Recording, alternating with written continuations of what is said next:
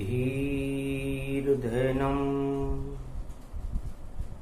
श्रवणपटे यतिवरा महावाक्य जनार्दन सच्चिदानंद त्वं शरणं भजे। यादवेन्द्रं दयादाता पुंडरीक्षा क्षीरसागर शयनम् कमलनयनं नमस्तुते नमामि श्रीहरि। धैर्य से जिसको धारण किया जाता है, कर्णपटुओं से जिनका पान किया जाता है, ऐसे सच्चिदानंद भगवान श्री यादवेंद्र सरकार को मैं नित्य ही चिंतन करता हूं, नमन करता हूं। जिनको नमन करने से मंगलादि मंगल तो हो ही जाते हैं, साथ ही में बहुत बड़ा बल मिलता है मनुष्यों को। वाणी ब्रह्माणी करो वाणी पर नितवास, राम कथा वर्णन करूं पूर्ण कर महास। चारों युग ही प्रबल है सत्य और धर्म प्रकाश, नीचे पृथ्वी रहती है ऊपर है आकाश। गगन रूप मंगल करे और नवग्रह वहां प्रगटाते हैं, और सूर्य चंद्रमा कैमरे बने और चित्र खींच के आते हैं। भगवान शंकर कहते हैं, है उमा, आज गंगा नवमी है, कल गंगा दशमी होगी और शनिवार का दिन है। ये योग कलयुग में ज्येष्ठ शुक्ल पक्ष नवमी को 9 ग्रहों ने मिलकर बनाया है, और 9 ग्रहों में सबसे बड़े देवगुरु बृहस्पति हैं और सबसे छोटे ग्रह शनि महाराज हैं। धर्म का प्रसारण देवगुरु बृहस्पति करते हैं और शुभ और अशुभ कर्मों का फैसला शनि देव करते हैं और दंड देते हैं। संपूर्ण पृथ्वी मंडल और संपूर्ण ब्रह्मांड के न्यायाधीश, मुख्य न्यायाधीश शनि देव है और मेरे शिष्य हैं।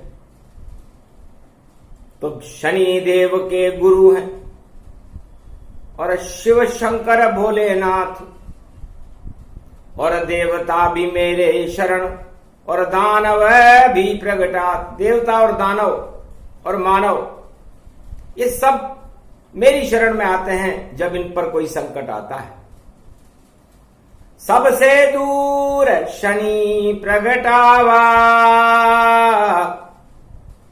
फिर भी पृथ्वी प्रकोप दिखावा। सबसे दूर ग्रह और सबसे धीरे चलने वाला ग्रह शनि देवी है, न्यायाधीश है।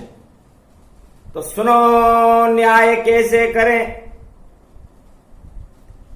और पृथ्वी पर भगवान, और ये प्रसंग अति गुप्त है जिसे सुनाए शिव भगवान। इस गुप्त प्रसंग को है सुमुखी पार्वती में आपको सुनाता हूं कि न्याय और धर्म की रक्षा ईश्वर शक्तियां और देवता कैसे करते हैं, और अन्याय को दंड कैसे दिया जाता है। तो न्यायाधीश शनिदेव,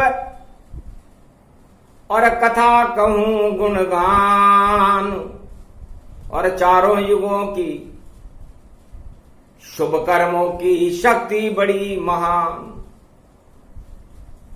शुभ कर्म को करने में बड़ा शनिदेव कहता है कि जैसे मैं चल रहा हूं वैसे आप चलो, तो धीरे धीरे कीजिए।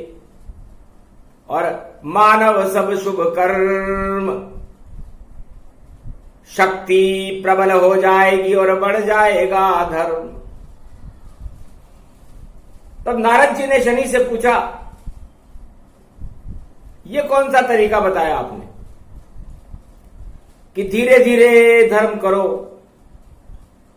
और अशुभ कर्म करने वाले तो सारे संसार में बड़ी तेजी करते हैं। सारे राजा प्रजा सब और सभी धनवान, और सब जल्दी में देखो शनि, और करते अपना मंगल गुणगान, अपने को ऊंचा बनाने के लिए सारे अशुभ कर्म करके जल्दबाजी करते हैं सारे संसार के लोग। तो क्या अशुभ कर्मों में धीरे धीरे क्यों नहीं, और शुभ कर्मों में धीरे धीरे क्यों? तब हंसकर कहा नारद से शनि देव ने, जो धीरे धीरे चलता है, धीरे धीरे चलने वाले को ही जगत में फल मिलता है। तो मैं तो सबसे छोटा देवता और न्यायाधीश कहां, और जिसके जैसे कर्म हैं वैसा फल बतलाऊं। शनिदेव कहते हैं कि भाई आज शनिवार का दिन है, और शनिवार तो एक महीने में 4 बार आ जाता है, और अरबों बार संसार से शनिवार गुजर गया। शनि ग्रह पृथ्वी से कई बार गुजर गया, और मैं वक्री होकर के इस समय मकर राशि में स्थापित हो गया हूं, और धर्म गुरु बृहस्पति भी मेरे पास वक्री होकर आने वाले। हम दोनों मकर राशि में ही रहेंगे। तो धर्म कर्म जब भी मिले तो अमृत रूप दिखाए, और गंगा दशमी महापर्व पर यही योग प्रगटाए।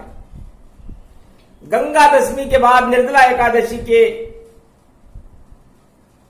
निकल जाने के बाद जब शिव प्रदोष पड़ेगा तो हम दोनों मिल जाएंगे। तो न्यायाधीश कैसे होने चाहिए? न्यायाधीश हो मेरे समाना, और बोले शनि देव भगवाना। जब भगवान विष्णु से मैंने पूछा और एक याचिका लगाई कि हम 9 ग्रह हैं, और ये 9 ग्रह प्रकृति के ऊपर अपना नियंत्रण स्थापित करके शुभ और अशुभ कर्मों का फल देते हैं। तो भगवान नारायण और हे नारद ऋषि, क्या आप बतला सकते हो कि हम 9 ग्रहों में सबसे बड़ा कौन और सबसे छोटा कौन? तब मैं आगे की कथा सुनाऊंगा। पहुंच गए नारद ऋषि विष्णु जी के पास, और 9 ग्रहों में सबसे बड़ा कौन देव है नाथ? कौन है सबसे छोटा, और कौन है न्यायाधीश? और कैसी लीला आपकी, कुछ तो कहो जगदीश। भगवान विष्णु नारद जी की बात सुनकर हंसने लगे और कहने लगे, नारायण, नारद, जो सबसे छोटा देवता होता है, जो सब कुछ त्याग कर देता है, वही सबसे ज्यादा सम्मानजनक है, और जो कोई पक्षपात न करे वही सबसे बड़ा देवता है, और वह शनि देवता है। और धर्म में सबसे बड़े देवता देवगुरु बृहस्पति हैं। तो न्यायाधीश सबसे बड़े जो करते हैं न्याय, और चाहे देव और दानव हो सबको दंड मिल जाए। न्यायाधीश ये नहीं देखता कि ये देवता है, ये दानव है, ये मानव है, वो तो फैसला करते हैं। इसे शनि देव सबसे बड़े, चारों युग में जान। नारद बुद्धि चक्कर खा गई, क्या कहे विष्णु भगवान। शनि को तो कोई मानता ही नहीं है, सब या तो देवगुरु बृहस्पति को मानते हैं क्योंकि देवगुरु है, या दानव गुरु शुक्राचार्य को मानते हैं, ये शनि कहां से आ गए और ये बड़े कैसे हो गए? तो भगवान विष्णु ने कहा बड़े बड़ाई नहीं करे, बड़े न बोले बोल। और शनि देव कब कह रहे कि लाख हमारो मोल। तब भगवान विष्णु ने कहा कि यही तो उनका बड़प्पन है। अरे सबसे छोटी कुर्सी उनकी, सबसे छोटा पद गति जहान, और न्यायाधीश बन गए त्रिलोक के, देखो शनि देव भगवान। कोई हीरे की कुर्सी पर बैठे, कोई पन्ने कुर्सी गति जान, कोई बैठे सोना चांदी और कोई देखो रत्न समान। सारे देवता और तांबा पीतल और अपनी धातु प्रगटाए, और बड़े घमंड से उन कुर्सियों पर अपने ताज सजाए। 8 देवता तो अपने अपनी पसंद की कुर्सियों और सिंहासन पर बैठते हैं, लेकिन ये 9वां देवता शनिदेव सबसे छोटा, सबसे सस्ती धातु लोहा जान, जिसके जंग लग जाता है उस पे बैठे शनि भगवान। हे नारद, भगवान विष्णु कहते हैं कि जिस धातु के जंग लग जाता हो उस सबसे सस्ती धातु की कुर्सी बनाकर उस पर बैठते हैं, और न किसी के यहां आते न जाते, बड़े धीरे धीरे चलते हैं।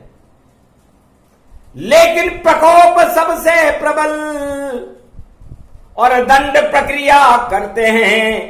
जब चारों युग में जंग लगे उस जंग को देखो दंड में बदलते हैं। तो जंग उसे ही मानिए, और लोहा शक्ति महान, लोहे से तलवार बनती है, और लोहा शक्ति महान, सबसे बड़ी शक्ति है लोहा। संपूर्ण जगत में चारों युगों में यदि रक्षा के लिए कोई हथियार बनाया जाता है और धन को रक्षा करने के लिए कोई तिजोरी बनाई जाती है, तो बताओ वो कौन सी धातु से बनती है? नारद चक्कर खा गए, वह तो लोहा जान। तो फिर कैसे छोटा हो गया शनि देव भगवान? अब जंग लगे लोहे के ऊपर, अशुभ कर्म के कारण है, और इस कारण ये तरण तारण और शनि देव का मारण है। तो शनि देव सबसे छोटी लोहे की कुर्सी पर बैठते हैं। सोचो, न्यायाधीश होकर भी वह और काले वस्त्र पहनते हैं, और लोहे की छोटी कुर्सी को वह पवित्र सिंहासन मानते हैं, और लोहे की कलम से उस उनकी कलम का जो निब होता है वो भी लोहे का होता है, और लिख कर देते हैं न्याय। और इतने प्रबल हैं देवता शनि देव कहलाए। चारों युगों में सबसे बड़े देवता इस आकाश मंडल में शनि देव हैं। शनि बड़े प्रसन्न हुए कि धन्य धन्य विष्णु भगवाना, और न्याय कर दिया सम्माना।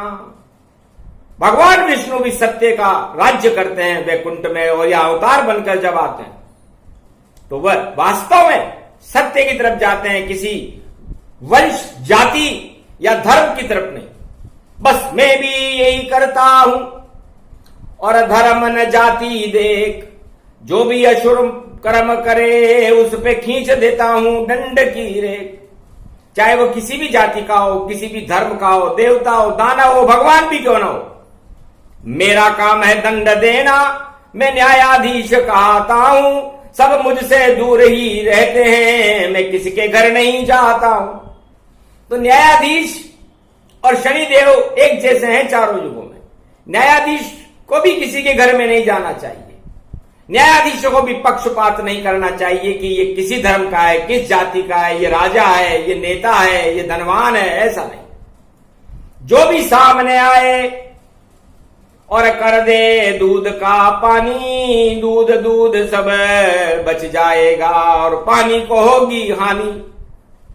तो न्यायाधीश का काम भी यही है कि वह दंड दे और अधर्म का नाश करे और कठोर कानून की पालना करवा करके अधर्मियों को, पापियों को और अत्याचार करने वाले को सजा सुनाए। और इस काम करने की हिम्मत केवल संसार में न्यायाधीशों की होती है या फिर शनिदेव की होती है। तो सबसे गरीब है शनिदेव, लोहे की कुर्सी पे बैठते हैं और घोर अंधेरा, काले वस्त्र और फिर भी हंसते रहते हैं। धीरे धीरे चले कबूतर और धीरे चलते चाल, और 100 वर्षों में 3 बार ही और बदले अपनी चाल। उन्हें 3 राशियां पार करने में 100 वर्ष लग जाते हैं और मनुष्य की तो जिंदगी पूरी हो जाती है। तो सोचो कितनी बड़ी शक्ति नारद और शनि देव प्रगटाई है, और शनि की शक्ति का ये गुणगान और शिव ने कथा सुनाई है।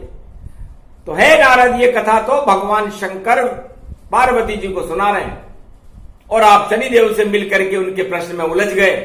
आपको उत्तर देना चाहिए ताकि सबसे बड़े देवता आप हो, लेकिन आप देवगुरु बृहस्पति की सम्मान के कारण ऐसा नहीं कह सके। लेकिन हमारे यहां पर तो न्याय होता है। तो जब शनि शक्ति वैभव बढ़ा और हिरणाकश कतिपाय और आतंकवाद फैलाने सतयुग में हिरणाक्ष हिरणाकश वाय। भक्ति वहां नहीं कोई थी और भक्त बना प्रहलाद, और शनि कृपा से मिल गया उसको आशीर्वाद। सबसे पहले शनि ने आशीर्वाद दिया था प्रहलाद को और कहा था, बेटा तेरी चुनौती को और तू धर्म के मार्ग में खड़ा हुआ और आतंकवाद के जाल में देखो तेरा पिता ये पड़ा हुआ। तो जपता रहना राम नाम और धर्म शिला बन जाना बेटा, चाहे कुछ भी कष्ट होए पर सिर कभी नहीं झुकाना बेटा, धर्म ध्वजा लहरा देना।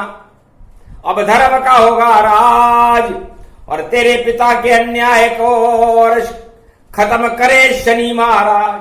तब किया इशारा शनि ने, नारायण से जाए दंड आप दोगे या मैं पहुंचूं। विष्णु मुस्काए।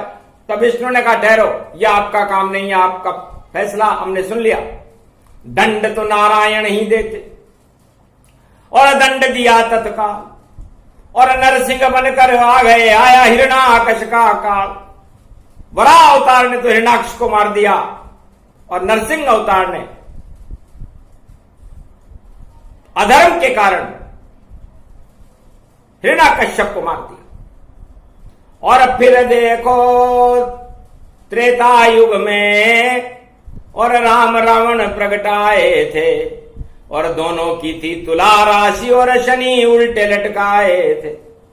शनिदेव को तो रावण आतंकवादी था, उसने उल्टा लटका दिया कि देखता हूं तू कैसे मुझ पर आता है। तो चुपचाप लटक गया शनिदेव। उल्टी रावण की बुद्धि करी और राम की भी थी तुला राशि, मंथरा बुद्धि उल्टी करी। उलट पुलट लंक भई सारी और हनुमान ने लंक जला दी। और मंथरा बुद्धि उल्टी हो ही जावे, कैकई की वह बुद्धि घुमावे। शनि देव पहुंचे वहां देखो करने न्याय। कौन धर्म और कौन अधर्म है इसका फैसला हो जाए। तो राम धर्म के ऊपर आधारित थे। राम को भी शनिदेव ने नहीं छोड़ा और रावण को भी नहीं छोड़ा। आखिर अधर्म ही नष्ट हुआ और राम विजय हो गई भारी। और शनि देव ने न्याय किया देखो, शनि विजय शक्तिशाली। तो शनि देव ने राम भगवान को भी नहीं छोड़ा, उनको भी दंड दिया। 14 वर्ष तक जंगल में रहना पड़ा। ये शनि का प्रकोप था। और शनि फिर द्वापर आया और महाभारत उसने करवाया। तो राम रावण की लड़ाई, बाप बेटे की लड़ाई सतयुग में कराई, राम रावण की लड़ाई त्रेता में कराई, और भाई भाई की लड़ाई महाभारत में द्वापर में शनिदेव ने करवाई। अब शनि प्रकोप कौरव पांडव और देखो उन पर छाया था। और कौरव की थी मिथुन राशि, पांडव कन्या प्रगटाया था। कन्या राशि और मिथुन राशि के स्वामी बुध होते हैं और शनिदेव का प्रकोप था। अब जिसमें होगी बुद्धि शुद्ध वही विजय कर पावेगा। पांडव को गीता ज्ञान कृष्ण सुना रहे, वह भी मिथुन राशि प्रगटावेगा। मिथुन राशि कृष्ण की भी थी, तो मिथुन राशि के भगवान कृष्ण ने पांडवों की शुद्ध बुद्धि कर दी। दोनों राशियों के स्वामी ही बुद्ध थे, तो बुद्धि से पांडव विजय और महाभारत हो जाए। धर्म याज भारत हुआ और पांडव राज चलाए। हस्तिनापुर में महाभारत शनिदेव ने ही करवाया था और शनि प्रकोप से दुर्योधन और कौरव सेना मारी गई। बड़े बड़े धर्मवात्मा मारे गए, जिसमें भीष्म, कर्ण, द्रोण, शल्य, जयद्रथ, बड़ी बड़ी शक्तियां। और कलयुग में फिर से चला और देखो शनि प्रकोप। विक्रमादित्य के शनि लग गए, छाया उज्जैन में शो। उज्जैन के राजा थे विक्रमादित्य, अपने आप को बड़े धर्मात्मा मानते थे, लेकिन शनिदेव ने जब उनसे न्याय करवाया तो न्याय करने में झिझक गए और शनि प्रकोप उन पर हुआ भारी। हाथ पांव कट गए तैयारी, चोरी का आरोप लगा, नो लगार चुराए। पर शनि देव घबरा गए और धर्म विक्रम गति पाए। विक्रमादित्य बड़ा धर्मात्मा था। आखिर सब कुछ उल्टा हो विक्रमादित्य का, शनि को सुलटा करना ही पड़ा। और शनि ने क्षमा मांगी विक्रमादित्य से और देखो शनि को झुकना ही पड़ा। तो एक ही राजा कलयुग का और नाम विक्रमादित्य, और शनि को भी झुका दिया ऐसा रूप आदित्य। उसके बाद कलयुग में एक भी राजा ऐसा नहीं हुआ जिसने शनिदेव को झुकाया। शनिदेव को झुकाने वाले दो ही बड़ी शक्तियां थी, एक थे हनुमान जी और एक था राजा विक्रमादित्य। हनुमान के शनि लगने आए और शनि चुनौती दे डाली। अरे हनुमान तुम अतुलित बल हो और मैं भी हूं शक्तिशाली, आप पे लगने आऊंगा और संभल के रहना तात। जैसे ही शनि आता है और बिगड़ जाती है बात। तब हनुमान जी ने कहा कहां पर आएगा, कितने बजे आएगा? उन्होंने कहा मैं शनिवार को नवमी के दिन आऊंगा, ज्येष्ठ शुक्ल पक्ष गर्मी में आऊंगा, ताकि तुम्हारे बड़ी गर्मी के अंदर तुम्हारा परीक्षण करूंगा कि तुम वाकई हनुमान हो, ब्रह्मचारी हो, अंजनी के लाल हो, कौन हो। तब हंस करके बोले हनुमान, जब आना हो आले जाना, और मैं तो जय सिया राम की भक्ति में, और जो तुम दंड चाहो वह दे जाना, पर आना संभल के। नाम मेरा रामदूत हनुमान, गर मुझसे टकराओगे तो मन जाओ शमशान। जय सिया राम शनि ने बोला और शनिवार नवमी को बोला। गंगा नवमी थी शनिवार, हनुमान जी के माथे पर शनिदेव आ गया। आते ही हनुमान जी ने बोला जय सिया राम, पर सुध बुध भूल गए हनुमाना और नाम निकल नहीं पाया जाना। उनके मुंह से नाम निकल नहीं सका। तब हनुमान जी से कहा शनिदेव ने कि मैं तुम्हारे माथे पर आ चुका हूं, बोलो। मैं जहां भी जाता हूं सब मेरा सम्मान करते हैं, तुम मेरा क्या सम्मान करोगे? तब हनुमान बोले मुस्कुराई, मैं क्या कुछ भी नहीं साई, मैं तो सेवक राम का और राम करे सम्मान। वह जैसी मुझे बुद्धि देंगे और मैं वैसा कर लूंगा। राम बुद्धि बजरंग प्रगटाई, स्वर्ण सुमेरु लेत उठाई। वहां पड़ा था सुमेरु हिमगिरी रूप समान, उसको हाथ उठा लिया और दबा शनि गति जान, शनि के ऊपर रख दिया और बोला जय श्री राम।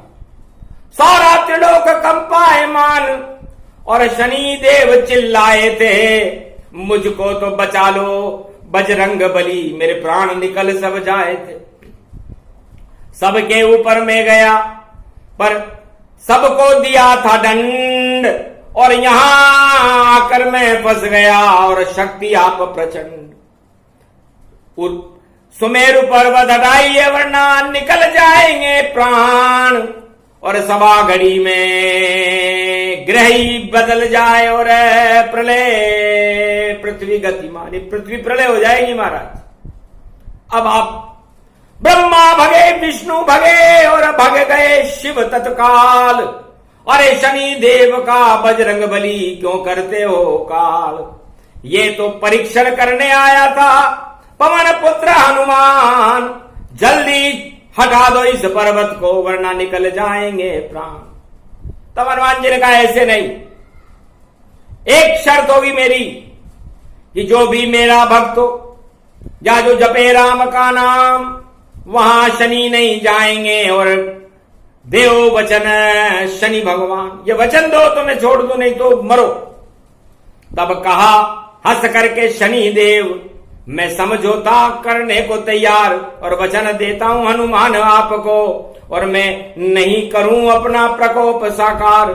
जो भी भजेगा राम को सत्य धर्म की चाल, उस पे शनि प्रकोप नहीं होगा, ये आंखों देखा हाल। चारों युगों में जो सचमुच में राम जपेगा, झूठ माट में राम जपने वाले को तो मैं कड़ा दंड अब देने वाला हूं 21वीं शताब्दी से पहले, लेकिन असली राम नाम जपने वालों को तो मैं सिंहासन दूंगा और कल की अवतार बनाऊंगा। कल के अवतार की शक्ति शनिदेव की शक्ति होगी। इसलिए हनुमान जी ने यह कहते ही और सुमेरु पर्वत हटा दिया और दोनों गले मिलने लगे, और शनि और हनुमान, और दोनों ही शक्तियों का मिलन कलयुग में मान। ये कलयुग में आज मिलन है, सतयुग में गंगा नवमी को यह मिलन हुआ था, और त्रेता में भी ये मिलन हुआ था, द्वापर में भी ये मिलन हुआ था, और अब ये कलयुग में पहली बार हो रहा है। इसलिए हनुमान जी और राम की कृपा से हनुमान और शनि में मित्रता हो गई, और ये मित्रता चारों युगों में कायम है। और वो हनुमान जी थे जिन्होंने शनि देव को लंका में उल्टे से सीधा किया था, क्योंकि मित्रता सतयुग में हो चुकी थी, जबकि सतयुग में हनुमान जी पवन शक्ति के रूप में थे और मनुष्य बानर रूप में तो हनुमान जी त्रेता युग में आए, और धर्म ध्वजा के ऊपर द्वापर युग में थे हनुमान जी, जिसका किसी को पता नहीं। और कलयुग में है तो हनुमान जी अतुलित बल 49 करोड़ पवन में उपस्थित है इस समय। तो यही मिलन शुभ मिलन था और मिलन हुआ तत्काल। तब हनुमान जी ने और शनि ने मिलकर के 1.25 मन तिल्ली के तेल के भीजे हुए रोट खाए थे। तो है संसारवासियों, यदि किसी पर शनि का प्रकोप हो तो शनिवार की अमावस्या हो या मंगलवार की अमावस्या हो तो उस दिन 1.25 किलो ज्वार का रोट बना करके उस पर तिल्ली का तेल भरकर हनुमान जी के माथे पर चढ़ा दे, तो उसके बाद और शुभ कर्म शुरू करे तो शनि प्रकोप हट जाता है। कैसी भी सारे साथी हो या सारे कुकर्म दिखाती हो, पर फिर शनि प्रकोप नहीं होता, ये वाणी शिव बतलाती हो। तो कलयुग में बतला रही देखो दिव्य प्रयोग, और भोग सभी तुम त्याग दो और राम जपो ये योग। ये गंगा दशमी का दिन है और शनि का उल्टा निस होता है। तो शनि नी का मतलब सारे नीच कामों को, निम्न कामों को शस्त्र विहीन कर देता है। नी श नी।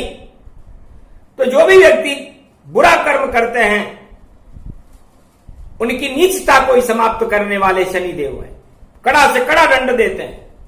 इसलिए शनि देव शुभ कर्म के, और देखो देव महान, सबसे गरीब हैं शनि देव और सबसे दूर ही जान। पृथ्वी से सबसे ज्यादा दूर हैं, और सबसे गरीब यदि कोई देवता है तो वो शनि देव है। सूर्य के पुत्र इनको मानो और शक्ति निराली इनकी है और शुभ कर्मों की प्रेरणा देखो शनि से मिलती है।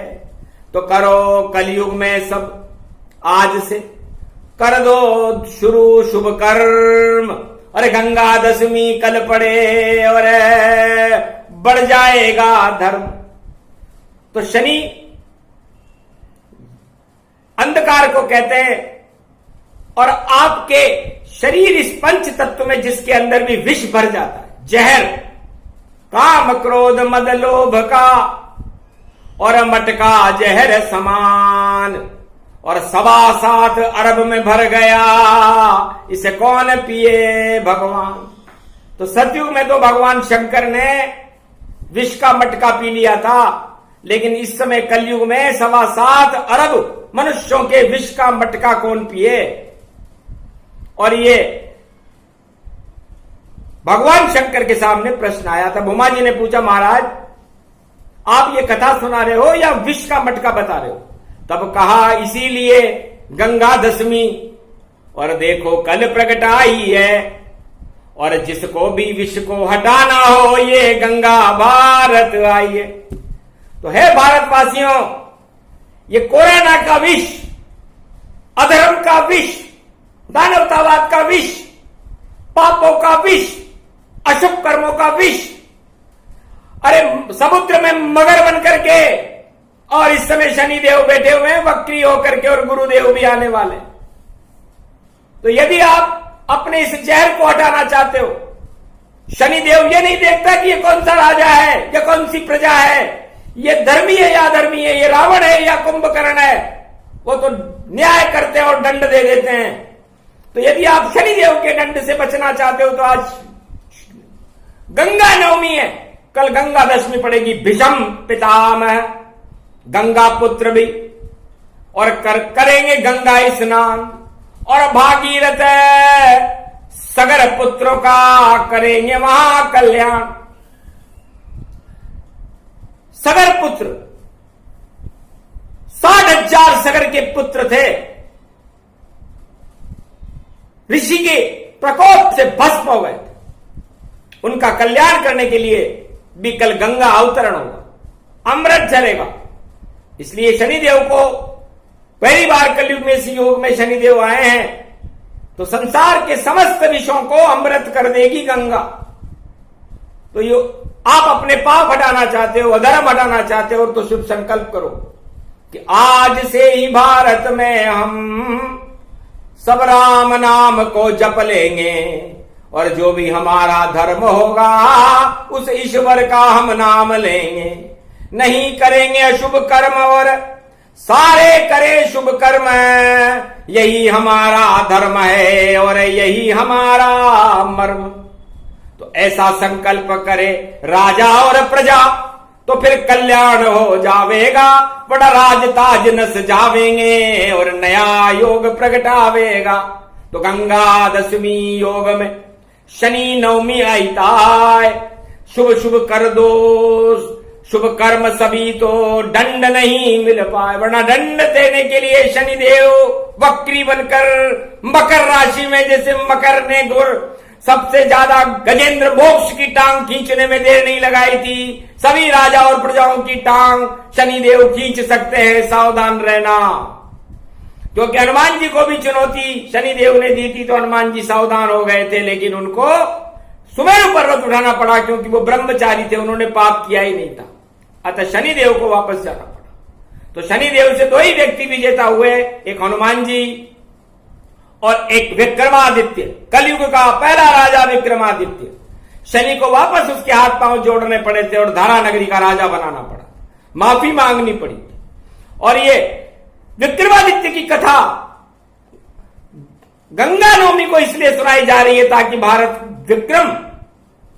विक्रमादित्य सूर्य की तरह चमके और शनि का सारा अंधकार हट जाए, जो विष संसार की 7.25 अरब आत्माओं में भरा हुआ है पाप का, उस मटके को ये गंगा अमृत में बदल देगी।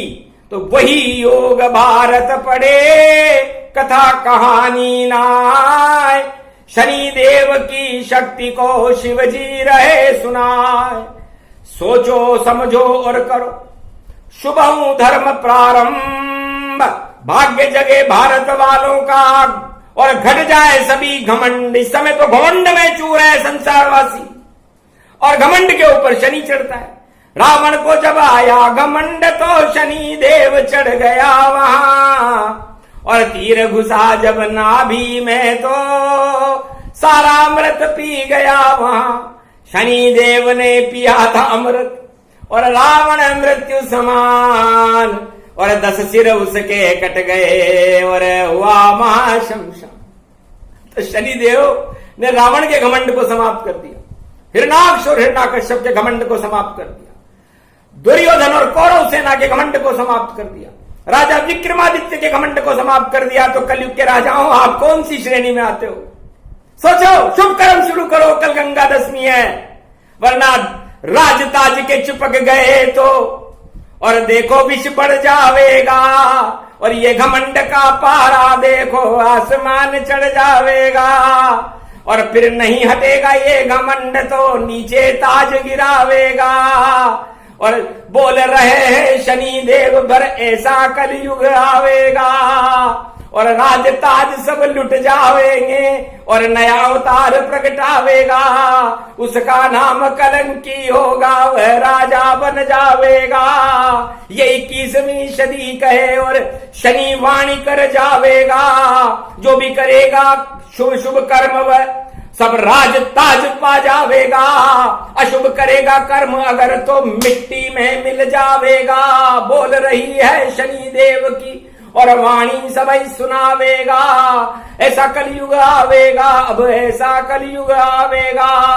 वक्र दृष्टि शनि ने और कोरा नादी डाल, और समुद्र में मगर मच्छ बने और कोराना का कर दिया का। शनि ने सबसे पहले दृष्टि कोराना पर डाली, क्योंकि मरा हुआ ये जीव है और देखो धूम मचाए, और मैं तो न्यायाधीश हूं, इसे नष्ट करूंगा। सबसे पहले न्यायाधीश ने वक्री होकर के, टेढ़ी होकर के अपनी दृष्टि जब डाली तो कोराना पर डाली, फिर भारत के दुख और दरिद्र पर डाली, फिर भारत के राजाओं पर डाली, संपूर्ण विश्व के सम्राटों पर डाली, और कहा भाई देखो पूर्व जन्म के पुण्य से आप राजा हो तो शुभ कर्म करो। क्योंकि न्यायाधीश का काम एक बार चेतावनी देना होता है, अब चेतावनी को न माने तो फिर दंड प्रक्रिया प्रारंभ हो जाती है।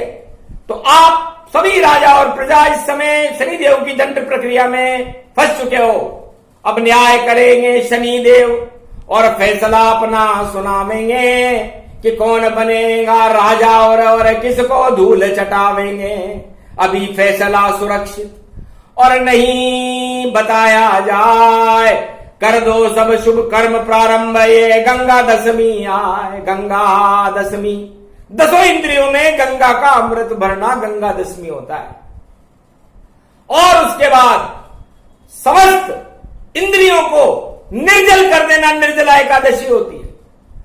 उसके बाद शक्ति मिलती है और शिव प्रदोष आ जाता है, और वह शक्ति आत्मा को प्रबल करके और उसके भाग्य को जगमगा देती है। तो ये दोनों पर्व भारत पड़े, और रविवार का तेज, और सूर्य पुत्र में शनि देव हूं और मुझको दिया यहां भेज। मैं सूर्य का पुत्र हूं शनि देव, और संसार के अंधकार को हटाने के लिए सूर्य भगवान मेरे पिताजी ने, जो मिथुन राशि में है इस समय, बुद्धि देने के लिए बुद्धि के साथ बैठे, मुझसे कहा कि बेटा इस अंधकार को तू खा जा, और उनको बना राजा जो सूर्य जैसा तेज रखते हो। तो कल गंगा दशमी का अमृत पान है, और ये शनि देव की कथा को सुने सुनाए को शनि प्रकोप नहीं होएगा, मंगल उनका होए। ओम सम शनिश्चराय नमः, सूर्य पुत्राय नमः, नील नीलांबराय नीलांजनम सर्वशक्तिदायकम मंगलदायकम वरदायकम। शुभ शुभ देवता कर्माधिपति न्यायाधिपति मंगलाधिमंगलम करो, अमंगल नाशो अंधकार में करो प्रकाश हो, अंधकार में भी प्रकाश कर दे और समस्त अंधकार को अपने अंदर खींच ले। तो न्यायाधीश जब उसके सामने कोई फाइल होती है तो समस्त जाल को काट करके उसमें से वो सत्य निकाल करके सबको दिखा देता है और फैसला कर देता है। तो ये फैसला आगे वाली 21वीं शताब्दी में शनिदेव करेंगे, इसलिए सावधान रहना। वहां तो कलयुग में तो विक्रमादित्य पर आए थे और सतयुग में हनुमान जी के और त्रेता युग में हनुमान जी पर आए थे, लेकिन अब सभी 7.25 अरब पर आएंगे। तो सोचो, शुभ कर्म होंगे जिस जिसके भी, उस पर शनि प्रकोप नहीं छावेगा। गर जो भी करेगा कुकर्म अधर्म आतंकवाद तो शनि उसको डुबा जावेगा।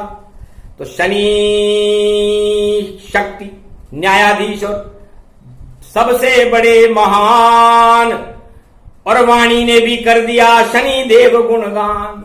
शनि कृपा भारत मिली और मंगल भारत होए, राजा प्रजा की रक्षा करो या आशीर्वाद दो मोए। हमारे भारत के राजा प्रजा की भी रक्षा हो, भारत के दुख दरिद्र का नाश हो, भारत में मंगल हो अमंगलों का नाश हो और शनि प्रकोप नहीं, यहां पर तो धर्म की जय जयकार हो और कल के अवतार का प्रागट्य हो। यह आशीर्वाद हमें ईश्वर शक्ति से दिलाइए और न्याय कीजिए, अन्याय का पर्दाफाश कर दीजिए, क्योंकि आप न्याय प्रिय हो, न्यायाधीश हो। समस्त भारतीयों को और समस्त विश्व को और समस्त न्यायाधीशों को शनि से आत्मसात करना चाहिए कि शनि देवता न्याय कैसे करते।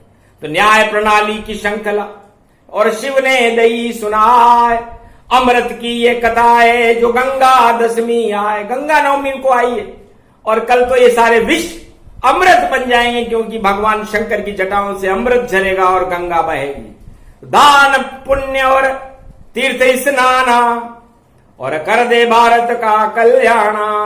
शनि देव की कथा का सूक्ष्म रूप प्रसंग सुने सुनाए जो इसे, तो बड़े धर्म के रंग। बोलो जय शनिदेव भगवान, जय भारत माता की जय।